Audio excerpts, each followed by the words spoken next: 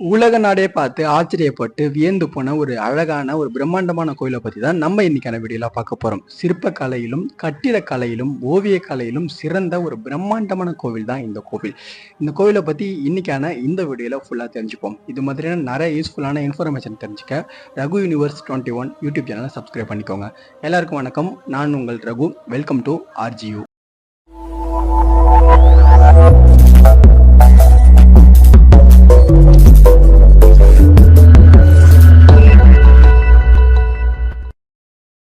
1886 British அரசாங்கம் archaeology டிபார்ட்மெண்ட்ல ஒரு புதிய துறையை கொண்டு வராங்க. அந்த துறையோட பேர் என்ன அப்படின்னு பாத்தீங்கன்னா கல்வெட்டியல் துறை அப்படின்னு சொல்லிட்டு ஒரு புதிய டிபார்ட்மெண்ட்டை கொண்டு வராங்க. அந்த டிபார்ட்மெண்ட்டை கொண்டு வந்து அதுல தலை சிறந்த நிறைய ஆய்வாளர்களை கொண்டு வந்து அந்த டிபார்ட்மெண்ட்ல வைக்கிறாங்க. அந்த ஆய்வாளருக்கெல்லாம் ஒரு டீமா ஃபார்ம் பண்ணி அந்த டீமுக்கெல்லாம் ஒரு ஹெட் ஆஃபீஸரா இருந்தவர் தான் யூஜன் ஜூலியஸ். அவர் ஒரு சிறந்த ஆய்வாளர் அப்படின்னு சொல்லிட்டு தான் அந்த டீமுக்கு இவர் ஹெட் ஆஃபீஸரா நியமனம் பண்றாங்க. இவங்களோட வேலை என்ன அப்படின்னு பாத்தீங்கன்னா உலகத்துல உள்ள எல்லா கோயில்களுக்கும் சென்று கல்வெட்டுகளாம் கலெக்ட் பண்ணி இதை ரீசர்ச் பண்றதா இவங்களோட முழுக்க வேலையா இருந்திருக்கு. இந்த டீம் உலகத்துல உள்ள எல்லா கோவிலுக்கும் சென்று பல கல்வெட்டுகளை கலெக்ட் பண்ணி அதை ரீசர்ச் பண்றாங்க. இந்த டீம் ஒரு நாள் தமிழ்நாட்டை நோக்கி வராங்க. தமிழ்நாட்டை நோக்கி வந்து தமிழ்நாட்டில் உள்ள தமிழர்கள் கட்டமைத்த எல்லா கோவிலையும் கல்வெட்டுகளையும் கலெக்ட் பண்ணி ரீசர்ச் பண்ண ஆரம்பிக்கிறாங்க. இந்த டீம் ஒரு நாள், அதாவது 1887 டிசம்பர் மாதம் இந்த டீம் ஒரு கோவிலை நோக்கி போறாங்க. அந்த கோவிலை நோக்கி போய் அந்த கோவிலோட கட்டமைப்பும் ஓவிய கலையும் சிற்ப கலையும் பார்த்து அந்த டீம், அதாவது இந்த ஒட்டுமொத்த டீமே பிரம்மாண்டத்துல வியந்து போறாங்க. இந்த டீமோட ஹெட் ஆஃபீஸரா இருக்கிற யூஜன் ஜூலியஸ் இந்த கோவிலில் உள்ள பார்க்குற சின்ன விஷயம் எல்லாமே இவருடைய ஆர்வத்தை தூண்டுது.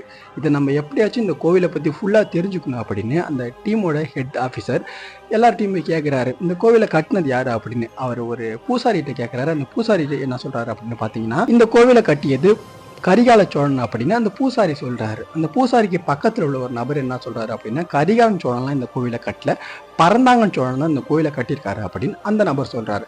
அந்த நபருக்கும் பக்கத்துல உள்ள ஒரு நபர் என்ன சொல்றாரு, சுந்தர சோழன் தான் இந்த கோவிலை கட்டினது, இவங்க கரிகாலன் சோழனும் பரந்தாங்கன் சோழனும் இவங்க 2 பேரும் கட்டல, சுந்தர சோழன் தான் இந்த கோவிலை கட்டினது அப்படின்னு யுஜன் கிட்ட இந்த 3 பேரும் மாத்தி சொல்றாங்க. உடனே யுஜன் ரொம்பவும் குழம்பி போறாரு. இந்த கோவிலை உண்மை யாரு கட்டுனது அப்படின்னு நம்ம கண்டுபிடிச்சு ஆகணும் அப்படின்னு சொல்லிட்டு அந்த கோவில்ல உள்ள கல்வெட்டுகளை ரீசர்ச் பண்ண ஆரம்பிக்கிறாரு. இவர் அந்த கோவில்ல உள்ள எல்லா கல்வெட்டையும் ரீசர்ச் பண்ண ஆரம்பிக்கிறாரு. அந்த கல்வெட்டுல எழுதப்பட்டிருக்க எல்லா எழுத்தும் பழைய மொழியா இருக்கு. அந்த மொழிகள் யாவும் இவருக்கு தெரியல. உடனே அவர் ஒரு முடிவு பண்றாரு, இந்த மொழி யாருக்காச்சும் படிக்க தெரிஞ்சிருக்கும் இந்த ஊர்ல உள்ளவங்களுக்கு, அவங்கள்ட்ட போய் கேட்கலாம் அப்படின்னு சொல்லிட்டு இவரும் கேட்க போறாரு. ஊர்ல உள்ள யாருக்குமே அந்த பழைய மொழியை படிக்க முடியல.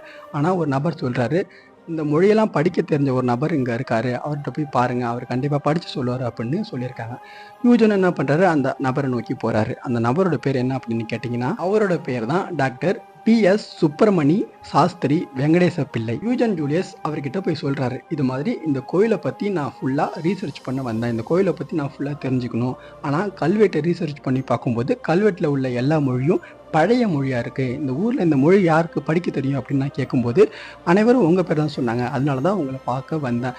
இந்த மொழியை படிச்சு என்கிட்ட எல்லாம் சொல்லணும் அப்படின்னு சொல்லிட்டு யூஜன் அவர்கிட்ட சொல்றாரு. சுப்பிரமணிய சாஸ்திரி கோவில்ல உள்ள எல்லா கல்வெட்டுகளையும் படிச்சு பாக்குறாரு. ஆனா எந்த கல்வெட்டுலையும் இந்த கோவிலை கட்டினது யாரு அப்படின்னு எழுதல. யூஜனும் ரொம்ப குழம்பி போறாரு, இந்த கோவிலை கட்டினது யாராதாண்டா இருக்கும் அப்படின்னு அவர் குழப்பத்தில் இருக்கும்போது சுப்பிரமணி சாஸ்திரி வெங்கடேசன் பிள்ளை ஒரு கல்வெட்டை படிக்கிறாரு. அந்த கல்வெட்டில் தான் இந்த கோவிலை கட்டினது யார் அப்படின்னு எழுதியிருக்கு. அந்த ஒரு கல்வெட்டில் தான் அந்த காலகட்டத்திலேயே அவ்வளோ பிரம்மாண்டமாக கோவில் கட்டியவரோட பேர் எழுதப்பட்டிருக்கு. அவரோட பெயர் தான் ராஜராஜ சோழன்.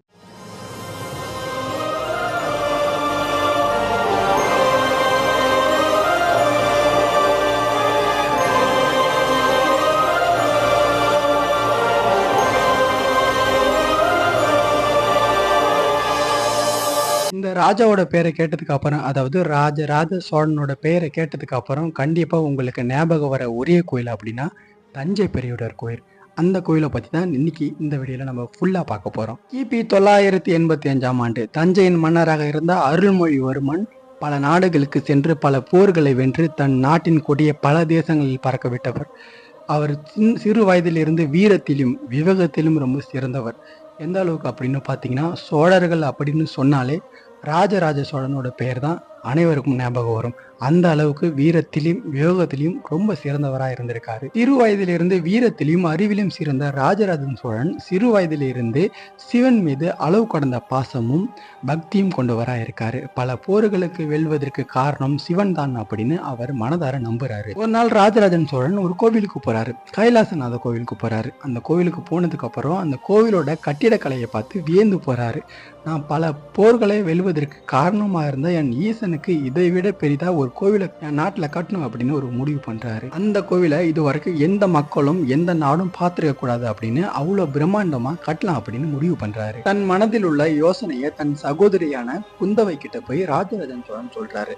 கண்டிப்பா இப்ப எல்லாரும் யோசிப்பீங்க, ராஜராஜனை சுத்தி அவ்வளவு பெரிய புலவர்கள் அறிவிலும் சிறந்தவர்கள்லாம் இருப்பாங்க, அவரு போய் ஏன் தன் சகோதரியான குந்தவை கிட்ட சொல்றாரு அப்படின்னு. ராஜராஜ சோழன் தங்கையா இருக்கிற குந்தவை அக்காலகட்டத்திலேயே பல ஆண்களை விட அறிவிலும் ஒரு கூர்மையான சிந்தனையும் ரொம்ப சிறந்தவராக இருந்திருக்காரு. அதனாலதான் ராஜராஜ சோழன் தன் தங்கை கிட்ட போய் இந்த யோசனையை முதலா சொல்றாரு. ராஜராஜன் சோழனும் தன் தங்கையும் 2 பேரும் சேர்ந்து இந்த யோசனையை 2 பேரும் சேர்ந்து பேசி என்ன பண்ணலாம் அப்படின்னு சொல்லிட்டு ஒரு முடிவு எடுக்கிறாங்க. 2 பேரும் கலந்து பேசி மிகவும் பிரம்மாண்டமா இந்த கோவிலை கட்டலாம் அப்படின்னு சொல்லிட்டு ஒரு முடிவு பண்றாங்க. அதனால உலகத்துல உள்ள பல இடங்கள்ல உள்ள கட்டிடக்கலை நிபுணர்களை வர வைக்கிறாங்க. பல தலை சிறந்த கட்டிடக்கலை நிபுணர்கள்ல மிகவும் தலை சிறந்த ஒருவர் தான் பொஞ்சர மல்லன் ராஜராஜ பெருந்தச்சன். இவர் திறமை மீதும் இவர் மீதும் ராஜராஜன் சோழனுக்கு மிகுந்த நம்பிக்கை வந்துட்டு இவர் தான் இந்த கோவிலை கட்டுறதுக்கு சரியான ஆளு அப்படின்னு ராஜராஜன் சோழன் முடிவு பண்ணி அவர்கிட்டயே இந்த கோவிலை கட்டுறதுக்கு முழு பொறுப்பையும் கொடுக்கிறாரு. உடனே கொஞ்சரமல்லன் ராஜராஜ பெருந்தச்சன் என்ன பண்றாரு அப்படின்னு பாத்தீங்கன்னா இந்த கோவிலுக்கான வரைபடத்தை உருவாக்கி ராஜராஜன் சோழன் கிட்ட காட்டுறாரு. ராஜராஜன் சோழனும் இந்த வரைபடமும் நல்லா இருக்கு அப்படின்னு சொல்லிட்டு கோவிலை கட்ட ஸ்டார்ட் பண்றாங்க. இந்த வீடியோவை 2 பார்ட்டா போடலாம் அப்படின்ட்டு இருக்கேன். இந்த கோவிலை எப்படிலாம் கட்டினாங்க அப்படின்னு சொல்லிட்டு பார்ட் 2 வீடியோல பார்ப்போம். பார்ட் 2 வீடியோல சந்திப்போம். நன்றி.